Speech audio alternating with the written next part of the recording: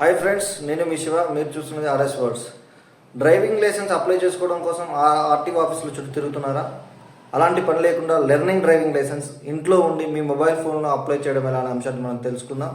ముందుగా RTO office చుట్టూ తిరగడం మానేసి మీ ఫోన్లో గూగుల్ క్రోమ్కి వెళ్ళండి. అక్కడ పరివాహన్ సేవస్ అనే ఒక వెబ్సైట్ ఓపెన్ చేయండి. అక్కడ driving licence, apply for driving licence అనే ఆప్షన్ ఉంటుంది. అందులో సెలెక్ట్ చేస్తే స్టేట్ సెలక్షన్ ఉంటుంది. స్టేట్ సెలక్షన్ చేసేవాళ్ళనే డైరెక్ట్ అది మన స్టేట్ సెలక్షన్లో ఓపెన్ అయిపోతుంది. లింక్ ఓపెన్ అయిన తర్వాత అక్కడ మీ ఆధార్ నెంబరు మరియు మొబైల్ నెంబరు ఎంటర్ చేయగానే మీ ఫోన్కి ఒక ఓటీపీ వస్తుంది. ఆ ఓటీపీని మరియు క్యాప్చర్ని ఎంటర్ చేయగానే కంప్లీట్ డీటెయిల్స్ అడుగుతుంది.